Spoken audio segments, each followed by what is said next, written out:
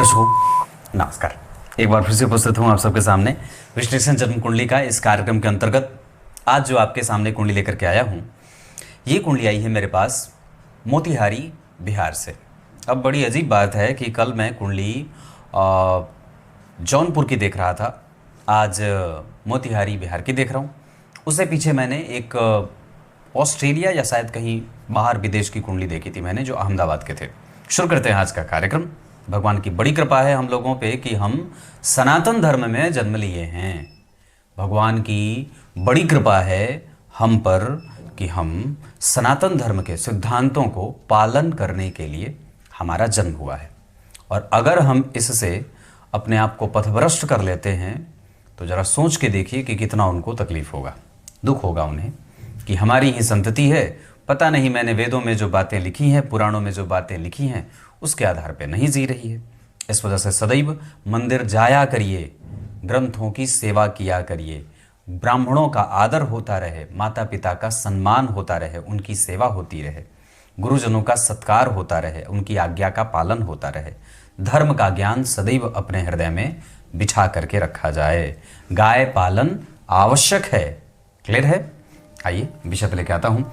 ये कुंडली मेरे पास, मैंने जैसे कहा, मोतिहारी बिहार से आई है। इनका जन्म सबसे पहले पंचांग में मार्गशीर्ष माह, दक्षिणायन, हेमंत ऋतु, दिन शनिवार, कृष्ण पक्ष की 9वीं तिथि। मार्गशीर्ष माह में जन्मे लोग बहुत ही ऊंचे लक्ष्यों को देखने वाले होते हैं। उसके साथ दक्षिणायन में जन्मे होने से व्यक्ति के जीवन में जितने भी पापक ग्रह हैं वो बलवान होंगे। मतलब दक्षिणायन में सारे के सारे पापक ग्रह बली होते हैं, शनि, मंगल, राहु, केतु आदि।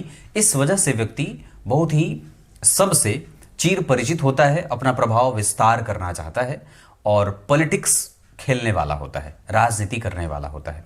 हेमंत ऋतु में जन्मे हैं, इस वजह से प्रेम पसंद है, सबको प्रेम करने की इच्छा है और समाज को देने की लालसा है। कृष्ण पक्ष में जन्मे होने से व्यक्ति वाणी कठोर और कड़वा बोलता है, साथ ही साथ जिज्ञासु प्रवृत्ति का होता है। कृष्ण पक्ष के 9वीं तिथि के चंद्रमा जो होते हैं वो पापक होते हैं और होते नहीं हैं, दरअसल यहाँ तक वो शुभग होते हैं। और कृष्ण पक्ष के 9वीं तिथि के बाद ये पापक होने शुरू हो जाते हैं। तो कृष्ण पक्ष के 9वीं तिथि के चंद्रमा पापक नहीं, शुभग हुए, शुभ भी हुए और पापक भी हुए, पर ज़्यादातर शुभ हुए, है ना। मतलब धन आता रहेगा प्राइवेट सेक्टर से, या व्यक्ति सरकार से जुड़ करके टेंडर लेकर के, या प्राइवेट सेक्टर में नौकरी करके, या अपने पिता का कारोबार करके संभाल के धन कमा लेता है। उत्तरा फाल्गुनी नक्षत्र, इस पे चर्चा करते हैं। ये वस्तुतः नक्षत्र जो है वो पितरों का है ना। अर्यमा नाम के पितर हैं, उनका ये नक्षत्र है। वस्तुतः इनकी कुंडली में जो चंद्रमा हैं वो उत्तरा फाल्गुनी नक्षत्र के दूसरे चरण में बैठे हैं और उस नक्षत्र के जो स्वामी देवता हैं, हमारे यहाँ बिजली का आना जाना बड़ा आसान होता है, तुरंत आए तुरंत जाए। अभी जैसे बिजली कट गई थी, मैं बात कर रहा था नक्षत्र पे।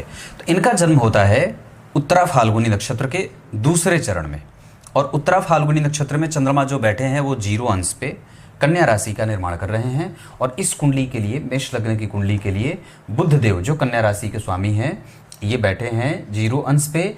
और बुध इस कुंडली के लिए तृतीयेश और षष्ठेश होकर के वृश्चिक राशि में विपरीत राजयोग का निर्माण कर रहे हैं। मंगल की दृष्टि शनि पे है और शनि की दृष्टि मंगल पे है, ये याद रखिएगा। ये आपको आगे मैं बताऊंगा, ये आपको ये याद रखना होगा। मंगल और शनि एक दूसरे से चौथे 10वें बैठे हैं। चौथे मतलब 1 2 3 4, 10वें मतलब यहाँ से गिनने पर शनि से 10वें घर में मंगल जाएंगे। मैं बात कर रहा था नक्षत्र की। उत्तरा फाल्गुनी नक्षत्र वस्तुतः सूर्य का नक्षत्र है, पर ये इसके जो स्वामी देवता हैं जिनका आधिपत्य इनके ऊपर रहता है, इस नक्षत्र के ऊपर, वो अर्यमा नाम के पितर हैं। इस वजह से ऐसे जातक जो उत्तरा फाल्गुनी नक्षत्र में जन्मे हैं उनको अपने पितरों की पूजा करनी चाहिए।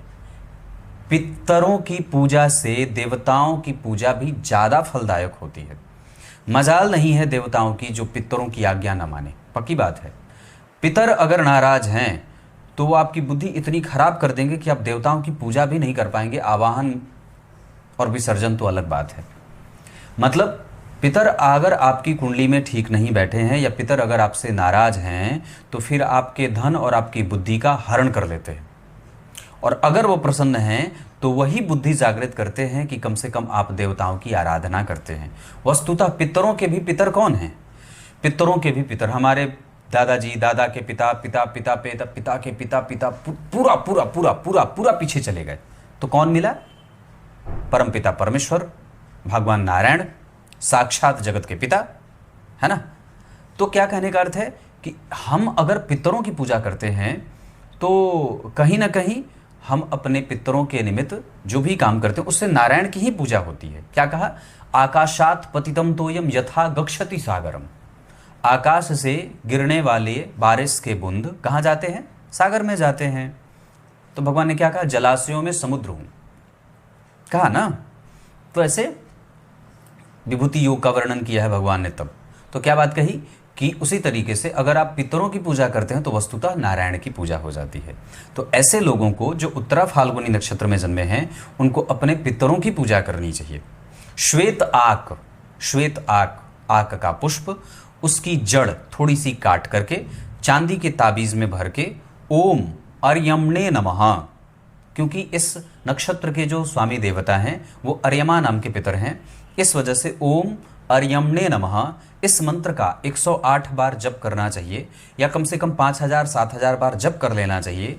और उसके बाद वो जो श्वेत आक का पुष्प है उसकी पूजा करके उसको अपने गले में धारण करना चाहिए, मंगलवार के दिन या रविवार के दिन। क्लियर है? साथ ही साथ मीठी खीर और मालपुआ इसका अपने जीवन में लगातार बना दिया करिए और बना करके लोगों को बांट दिया करिए। ऐसे ही हमारे वृंदावन में कई ऐसे संत हुए हैं जिनके पास जितनी भी रकम आई, जितनी भी पैसे, चाहे 2 रुपए हो, चाहे 50 रुपए हो, चाहे 2000 हो, उसमें सबसे ज़्यादा उन्होंने विश्वास भोजन कराने में, पंगत लगाने में की। खूब विश्वास उनका था, लोगों को खूब पवाया भोजन, मतलब प्रसाद पाया, ठाकुर जी का भोग लगाया और फिर ब्राह्मणों को खूब छक्के खिलाया। तो इस वजह से आपको ये काम करना चाहिए कि जब कभी भी कोई महत्वपूर्ण काम करना हो, आप चुपचाप अपने गांव पे, अपने घर पे लोगों को न्योता दे दीजिए। आइए, खीर और मालपुए का आज लगने वाला है, भंडारा होने वाला है। इससे आपके इस नक्षत्र में, क्योंकि सूर्य का नक्षत्र है और सूर्य प्रशासनिक सेवाओं में ले जाते हैं, राजा बनाते हैं, मंत्री बनाते हैं, राजनीति में ले जाते हैं। तो ऐसी स्थिति से अगर आपको आगे बढ़ना होगा तो इस देवता की पूजा करनी होगी। पितरों के नाम पे अमावस्या को दान वगैरह, ब्राह्मणों की सेवा, ब्राह्मणों का कभी अनादर ना हो, क्योंकि ब्राह्मण साक्षात नारायण ही होते हैं।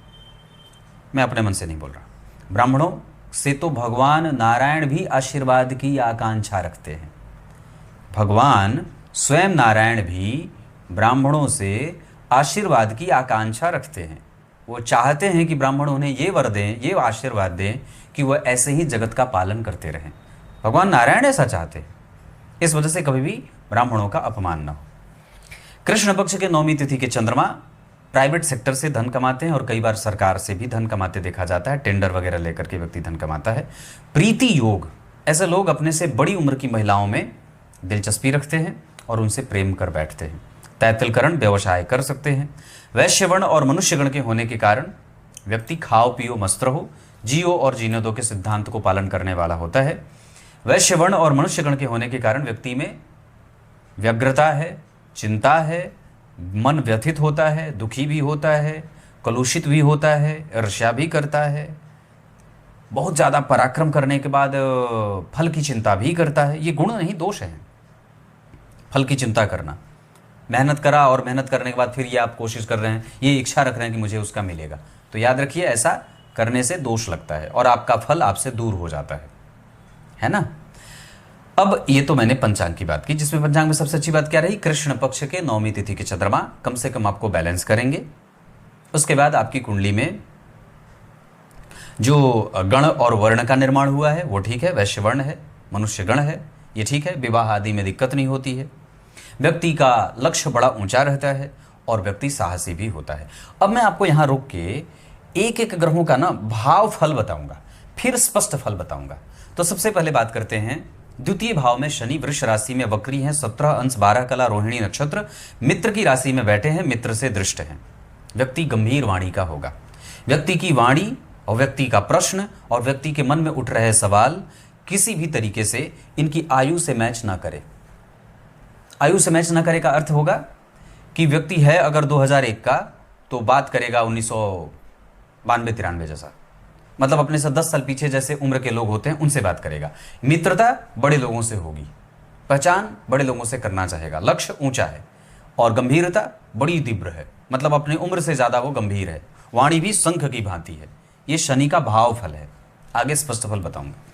गुरु और राहु तीसरे भाव में बैठे हैं, जहां राहु आगे हैं और गुरु वहां पे राहु को डील करने की शक्ति नहीं देंगे, गुरु ही वहां पे आगे रहेंगे।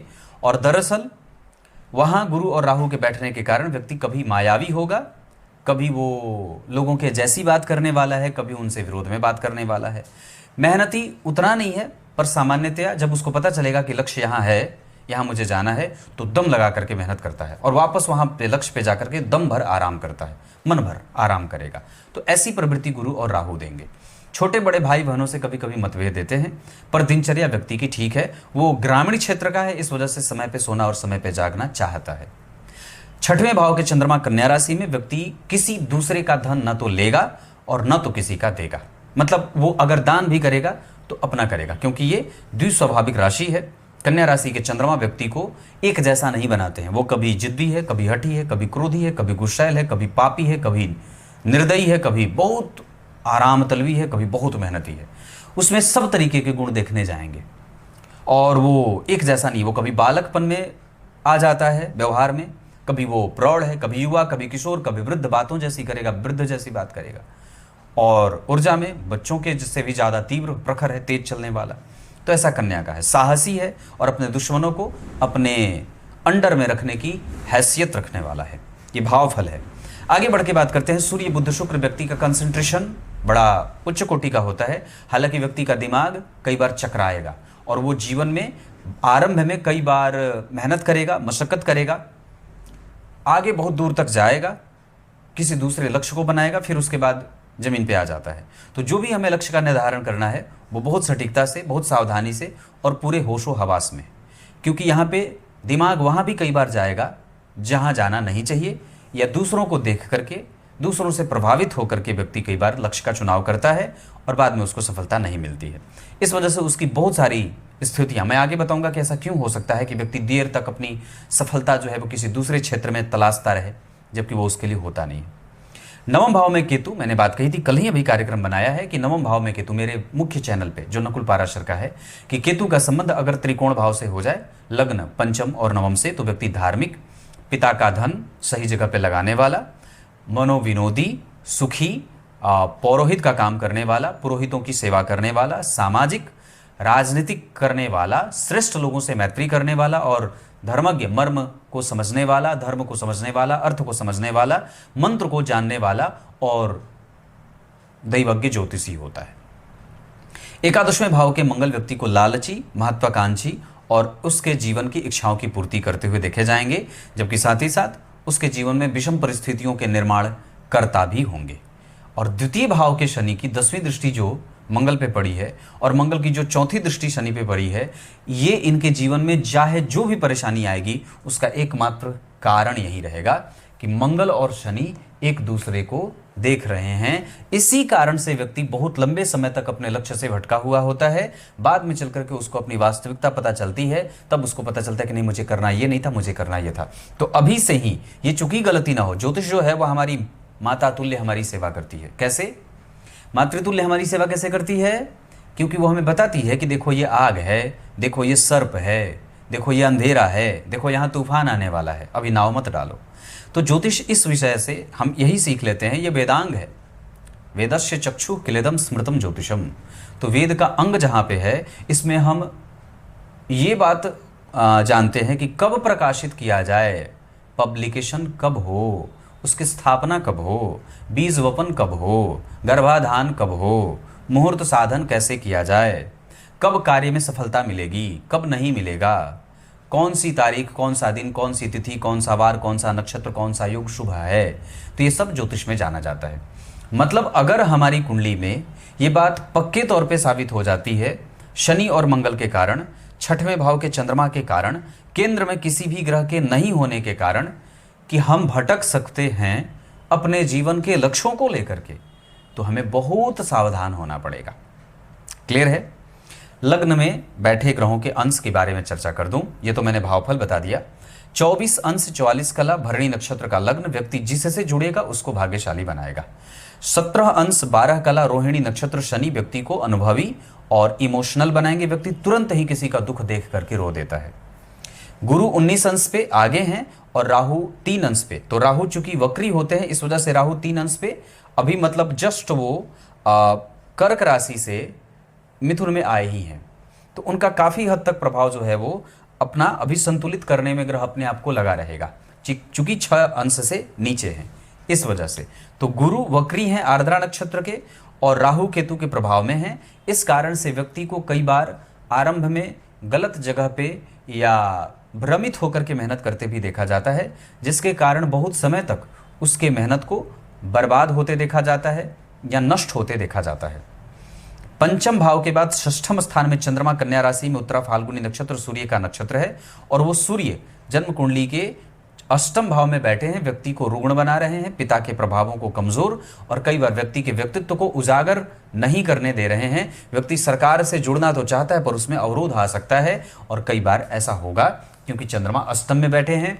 चंद्रमा चूंकि उत्तरा फाल्गुनी के बैठे हैं और इस वजह से जब वो अष्टम में जाएंगे तो चंद्रमा जिस नक्षत्र में बैठे उस नक्षत्र का स्वामी सूर्य इस कुंडली का पंचमेश है, लेकिन अष्टम में बैठा है।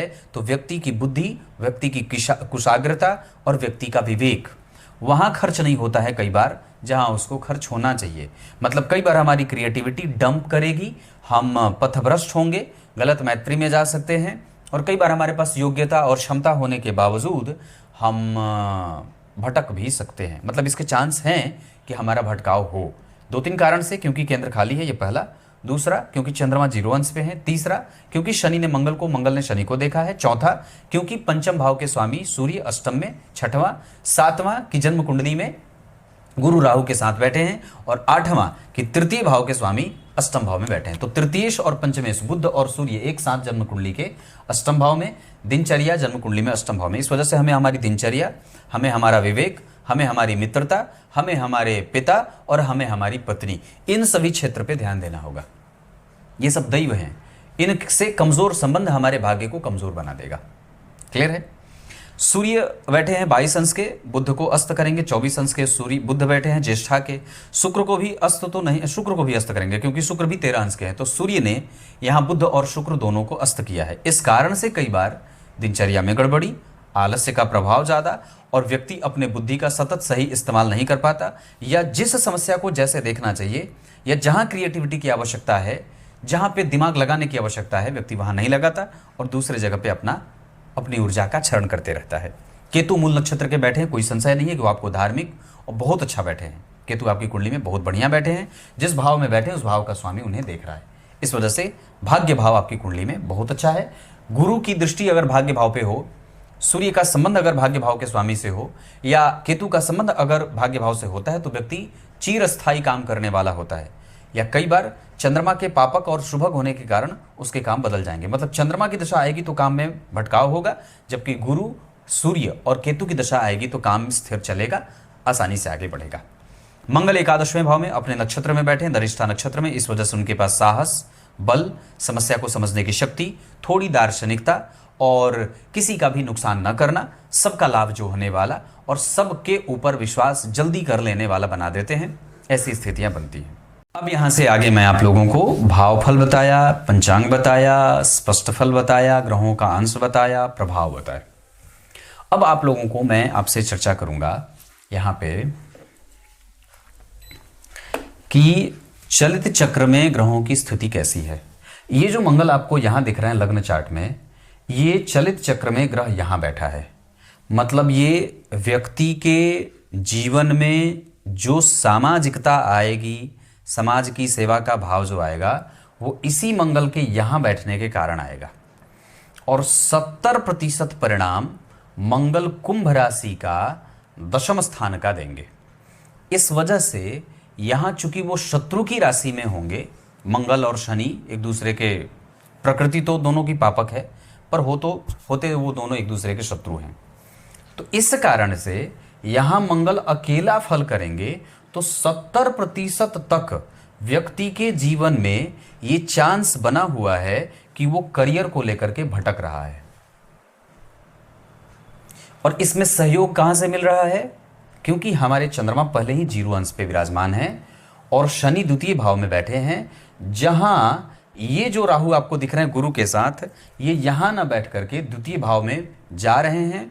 और वहां शनि और राहु के द्वितीय भाव में बैठने के कारण कई बार जो व्यक्ति के दिमाग में विचार के उत्पत्ति की स्थिति है वो भ्रमित है, कंफ्यूज है और कई बार निगेटिव ज़्यादा है। यह व्यक्ति जो काम कर रहा है उसमें उसको निगेटिविटी ज़्यादा मिल रही है। परिणाम में विलंब के बाद वो व्यक्ति जल्दी ही थक हार जाता है। उसी तरीके से यहाँ पे चंद्रमा जो बैठे हैं ये कन्या राशि में न बैठ करके चलित चक्र में पंचम भाव का फल कर रहे हैं। मतलब यहाँ व्यक्ति सबको प्रेम देने वाला, सबके जैसा होता है, वो किसी एक के जैसा नहीं है। कभी उसमें इस नेता के गुण हैं, कभी उस नेता के गुण हैं, वो सबके जैसा हो जाता है। न तो वो चंचल है, न तो वो स्थिर है, एक जैसा नहीं है, वो बदल रहा है बार बार, उसकी मति बदल रही है और वो अपनी संततियों से भी सुखी होते हुए देखा जाएगा। ये चलित चक्र के बारे में मैंने आपसे दो टुक बात कह दी। अब आपको मैं नवांश चक्र पे लेके आता हूं। तो शुक्र और मंगल, जहां मंगल अपनी राशि के, शुक्र सप्तमेश होकर के और राहु के साथ, तो पत्नी के ऊपर व्यक्ति का व्यय होता है।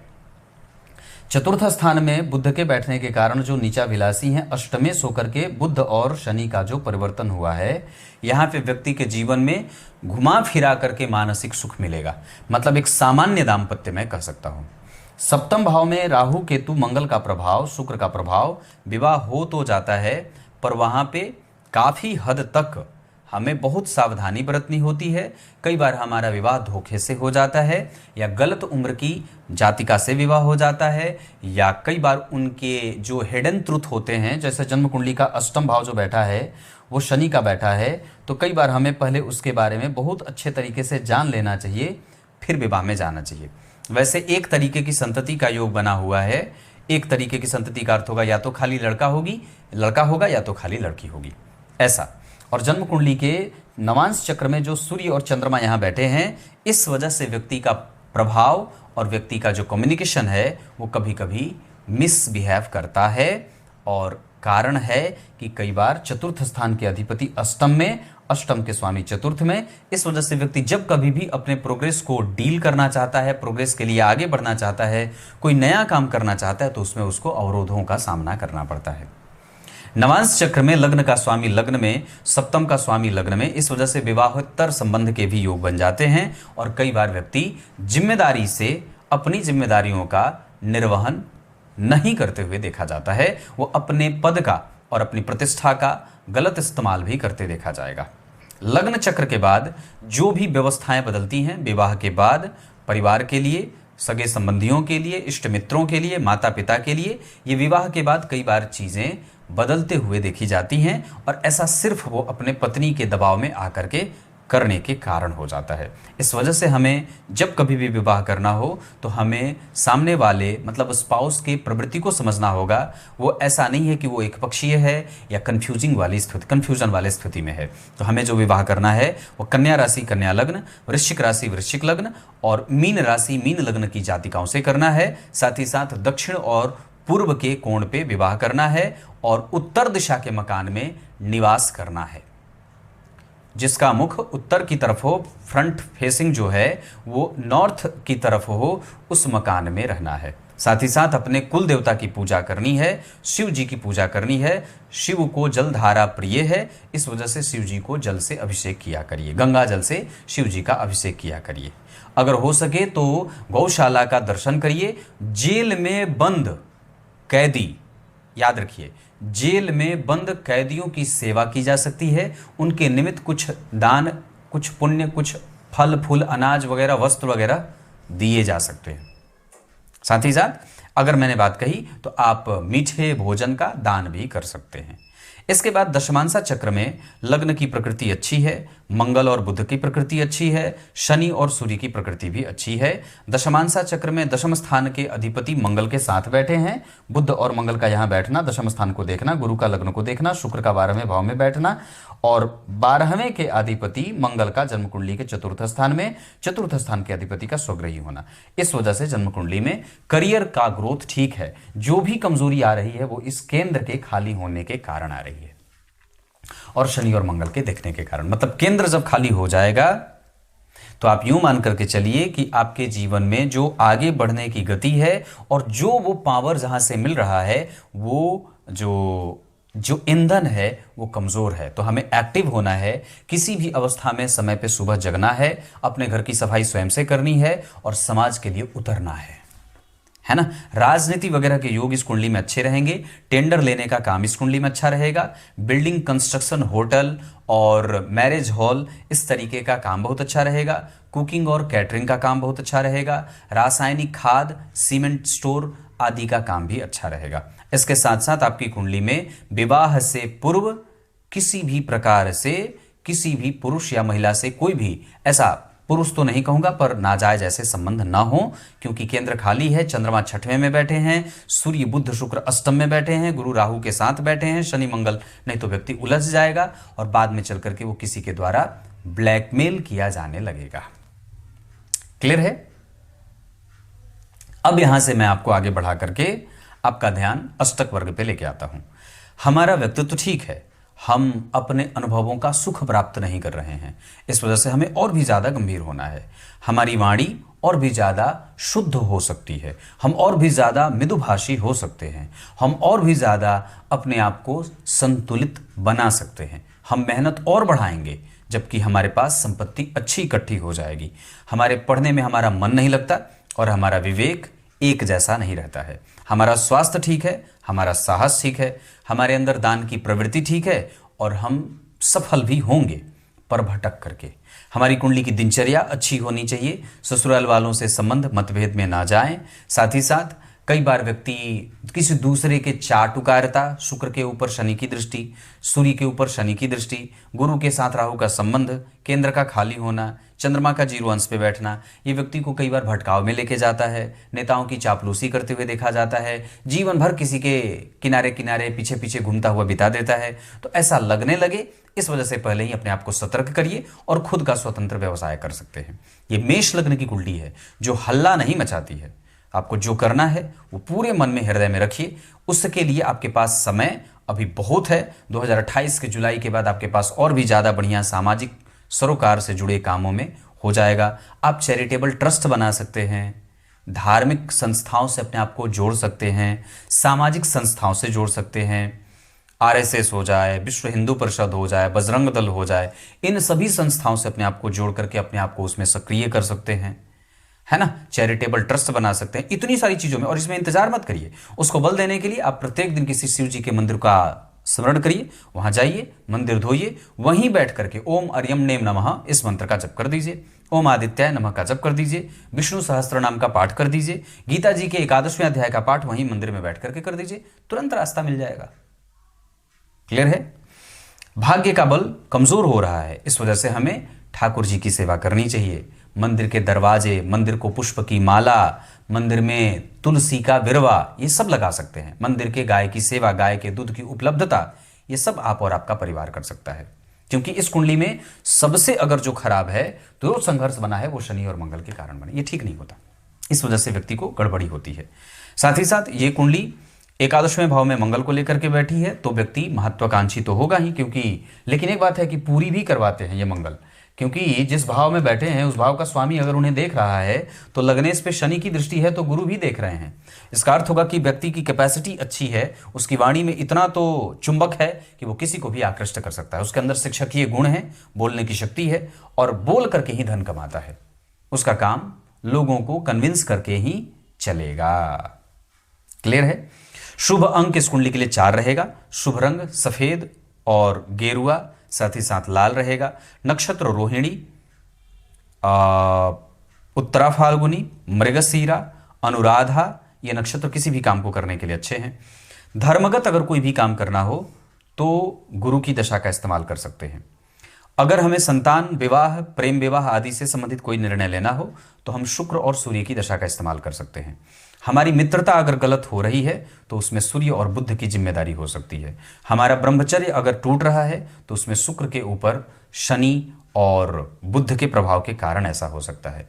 हमारी कुंडली में फेफड़ा अगर कमजोर हो रहा है, हमारा हृदय स्थल कमजोर हो रहा है, हमारा वात पित्त कफ अगर अनियंत्रित हो रहा है, मेरुदंड कमजोर है, स्नायु मंडल कमजोर है, बुद्धिमत्ता कमजोर हो रही है, तो उसके लिए अष्टम भाव के बुध के कारण होगा। हालांकि अष्टम भाव के बुध और शुक्र कभी भी खराब नहीं होते, सूर्य को भी वहां पे दोष नहीं लगता है। एक तरीके से ज्योतिष के सिद्धांत के आधार पर वो भाव ठीक बैठा है, पर प्रैक्टिकल में जो बातें मैंने देखी हैं वहां पे कई बार व्यक्ति उस जगह पे दिमाग नहीं लगा रहा है जहां उसको लगाना चाहिए। तो हमें राजनीति जितना भी करना है उसमें सबसे पहले अपने आप को व्यवस्थित और स्थापित करना है, उसके बाद हमें किसी भी रास्ते पे आगे बढ़ना है।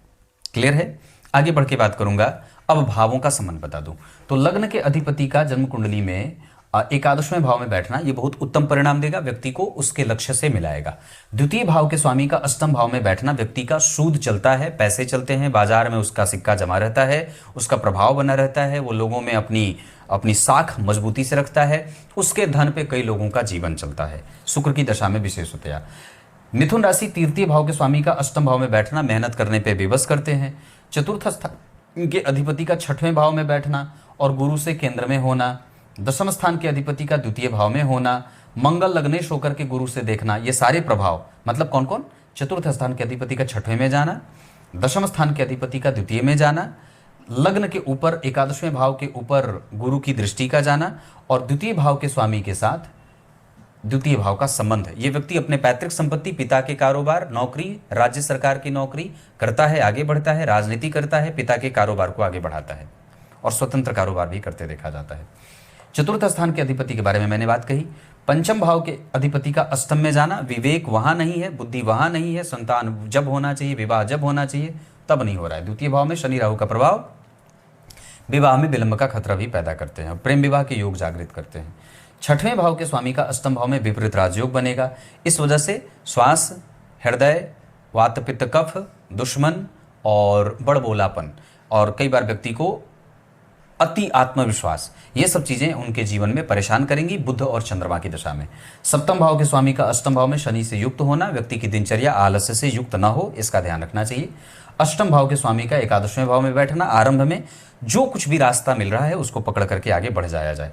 नवम भाव के स्वामी का तीसरे भाव में जाना भाग्य से संबंधित चिंताएं देते हैं, धर्म से संबंधित चिंताएं देते हैं, व्यक्ति को धर्म अधर्म में कभी कभी अरुचि पैदा हो जाती है, दान में अरुचि पैदा हो जाती है, ब्राह्मणों का अनादर हो जाता है, तो ये नहीं होना चाहिए। इसी वजह से मैंने सबसे पहले कहा था। तो नवम स्थान के अधिपति का तृतीय भाव में राहु के साथ जाना, ये पिता माता के साथ मतभेदों को देने वाला, पिता को रुग्णता देने वाला भी होता है। दशम स्थान के अधिपति का द्वितीय भाव में जाना, आपको काम है, आपके पास काम है और काम रहेगा, गंभीरता से आपके पास काम है, अगर आप करेंगे तो रेगुलर, आप कभी भी बेरोजगार नहीं है। एकादशवें भाव के अधिपति का द्वितीय भाव में बैठना, ये धन लाभ का योग बनाएगा और व्यक्ति किसी न किसी तरीके से अपनी संपत्ति अर्जित कर लेता है। मामा, फुआ, मामा, मौसी, इन सभी लोगों से उसकी मैत्री होती है, निकटता होती है और इन लोगों से उसको फायदा भी होता है। मास वोट जन्म कुंडली का अष्टम भाव है, वहीं पे सूर्य बुध शुक्र बैठे हैं। समाज का जो सबसे निचला वर्ग है उसकी सहायता करिए, उसका वोट इकट्ठा करने की कोशिश करिए और विरोधियों पे आप कभी भी विरोध करके नहीं जीत सकते, क्योंकि आपका साहस आपको जिताएगा, आप उनसे लड़ नहीं सकते। आपके अंतर्मन का साहस जो है वही आपको विजेता बनाएगा। दशम के बारे में मैंने बात की। एकादशवें के स्वामी का द्वितीय भाव में बैठाया, बहुत बढ़िया होता है। 12वें के अधिपति का तीसरे में जाना, मेष लग्न की कुंडली के लिए 12वें के साथ साथ नवम के अधिपति हैं, योग कारक ग्रह होते हैं, तृतीय भाव में राहु के संपर्क में बैठे हैं, ये सामान्यतः गुरु के प्रभावों को कमजोर करने वाला हो जाता है। क्लियर है? रत्न के आधार पर अभी फिलहाल लाजवर्त धारण करना चाहिए, चतुर्थी का व्रत करना चाहिए, आदित्य हृदय का पाठ करना चाहिए और जितना उपाय बताया है उसको तुरंत ही शुरू करना चाहिए। क्लियर है? अष्टक वर्ग आदि के आधार पे मैं आपको और भी चीजें बता दूं तो मैंने चर्चा कर दी है। होरा चक्र के आधार पे बहुत अच्छी कुंडली बनी है, इसमें कोई दो राय नहीं है कि चंद्रमा, गुरु और शुक्र आपको इतना दे देंगे, राहु के बाद गुरु आएंगे वो देंगे, उसके बाद शनि आएंगे, वो भी देंगे। तो शनि, राहु, केतु, मंगल और सूर्य और बुध, ये सब आपको थोड़ा टफ बीतेगा, लेकिन फिर भी ग्रह देके जाएंगे, आपको रास्ता दिखाते जाएंगे। लेकिन जहां आप कुछ भी नहीं करेंगे फिर भी आपका काम चलेगा। चंद्रमा, गुरु और शुक्र में व्यक्ति रखा हुआ पैसा खाता है, कई बार विधायकी से लड़ता है, जीतता है और फिर उसके बाद रखा पैसा खाता है। ऐसा नगर पालिका, नगर निगम, इससे संबंधित क्षेत्रों में भी आपकी कुंडली का योग बना हुआ है। क्लियर है? टेंडर लेने का काम भी आपकी कुंडली में बना हुआ है। नक्षत्र बताया, बहुत सारी चीजें बता दी हैं। नक्षत्र के आधार पर तो फलादेश मैं करता ही हूं, फिर भी आपको और भी चीजें जो बता देता हूं कि सूर्य जिस नक्षत्र में बैठे हैं उसके आधार पर आपके बुद्धि को भ्रमित कर रहे हैं।